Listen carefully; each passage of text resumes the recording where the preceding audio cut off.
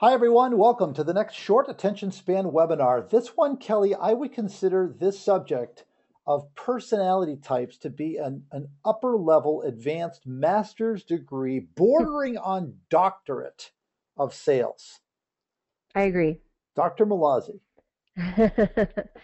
Yeah, I mean, I think this is something that a lot of us, just as intuitive people, kind Mm. of sort of feel about people, but this kind of puts the science behind it and kind of gives you some concrete information to go on. So this is definitely a worthwhile topic to Yeah, cover.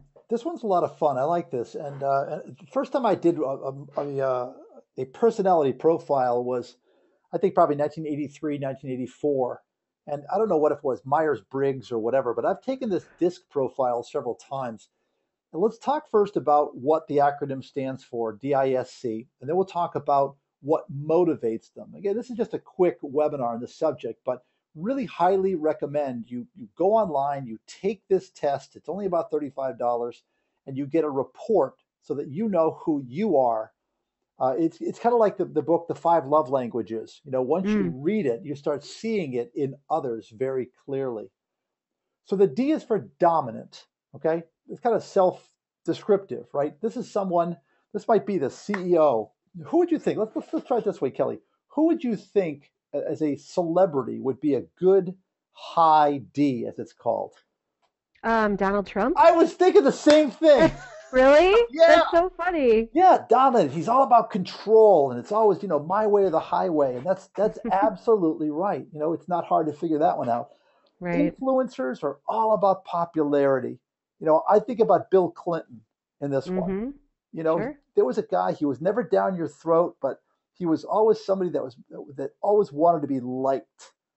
That was his deal, an Mm-hmm. influencer. I have a lot of influencers in my life. These are people that will, like give you a book to read, tell you about a movie to see. They're trying to get you to see their viewpoint. The third one are steadiness. These are the steady eddies. Okay, these are the Charlie Browns, if you will, and they're all about the status quo. I can't think of. Let's see. I really can't think of a celebrity that would be status quo. Got to think on that one. No. No. Well, I don't know. I'll have to think about it for a second. Let me think if I can come up with somebody. All right. Now I'll talk about the fourth one, which is conscientious. The conscientious types are all about precision and order. So there are your motivators right there. The important thing, and what we really want to talk about today, is how to identify them. So, Kelly, how do we identify a high D? Um, you know, th- they're definitely, sometimes it's in their body language. Right. It's in their eye contact, it's in the way they shake your hand. I mean, there's a lot of different ways to recognize this, but they definitely, I was thinking about this. They're the kind of guys or girls that might say, "You've got 10 minutes, go." Like totally want to control everything, Right. and so I mean, it's pretty obvious, but the interesting and kind of confusing thing about the dominant personalities is it's not always going to be somebody with a C in front of their name. You Mhm. might find an admin assistant that has this trait. You might find somebody, not necessarily high up on the pecking order, but that will express this trait at least to a vendor, because a lot of times we know folks that, we tend to be, kind of receiving the brunt of other people's dominance because they might be low on the totem pole in their offices, so they see their abilities to kind of dominate somebody else as being, oh, well, I can at least dominate the vendors. So those are things just to be, again, this is all about awareness and just and being able to identify it. And I would imagine we could probably do hours and hours on what to do with this information. So, but just for today, we're Oh just yeah. talking about being able to recognize it. And I think this is probably the easiest of the four. You if you're approaching someone and they've got their arms folded across their chest and they're, looking very serious, yeah, you're probably dealing with a dominant type of person. Hmm. Influencers are identified by, again, a little body language. They might be a little dramatic with their arms, but look at their face. They've got a big smile on their face. They want you to smile. This is the Oprah Winfrey type of person who's just, she's what's called a high I, as they say. And again, pretty easy to identify. Important to know the identifiers, and it's important to be able to identify because you want to know which card to play. If someone says you got 10 minutes, go, that's facts and figures, nothing colorful, just get it done. You want to meet a high D by being a high D. Mm-hmm. With an influencer, if they're upbeat and enthusiastic, I want to get them excited about my idea. Like a Tony Robbins kind of presentation.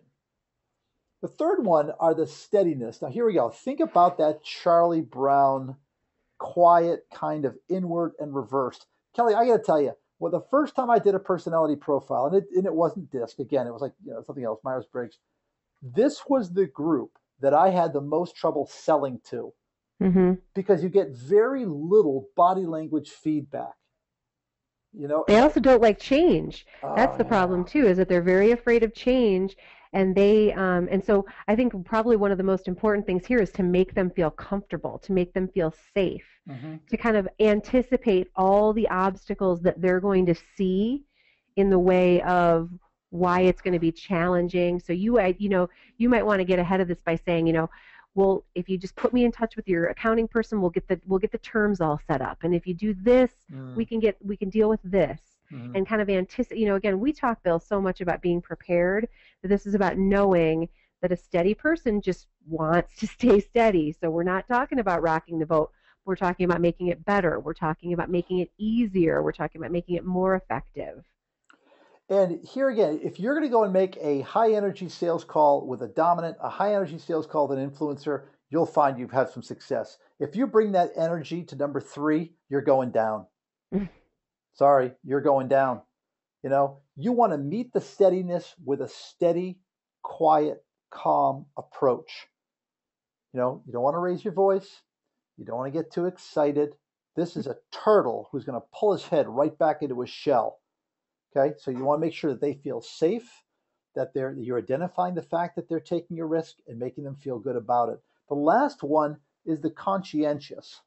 Well, the conscientious, I find it difficult to discern between steadiness and conscientious, for a lot of reasons. This is going to be a more rigid person. This is going to be someone that doesn't give you, again, a lot of body language, very much like a steady Eddie. But Kelly, what can you think of that we can tell these folks to help them to differentiate between number 3 and number 4? It's funny. The thing that comes to mind when I think about conscientious people, and especially that description, is I think of like architects. I think about people that are all about straight lines and direct, and right angles and things like that. So these may be the kind of people that are more interested in statistics or in information.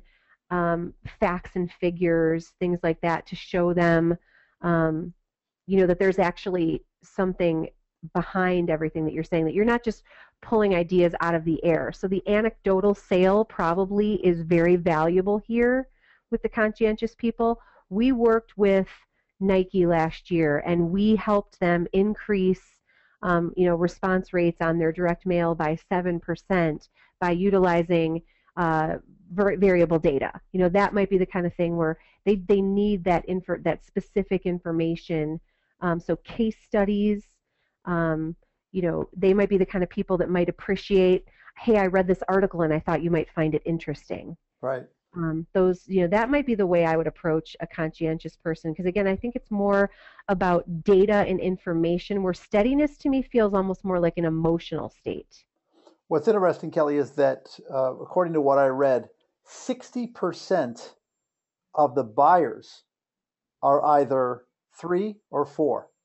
All right, 60% of the people that we're going to deal with eventually, if we're high eyes, we're salespeople, we're upbeat and positive and everything else, we've got to temper that, because we're going into a group that either, we need to really tone down and speak to them in a specific manner. So just probably, I'm leaving this webinar thinking there's lots of room for another short attention span webinar on this subject somewhere, right? Indeed. And I know we do a full length version of this for the sales challenge, but in any event, that's our little Friday freebie. So there you go. There's some information on buying personalities.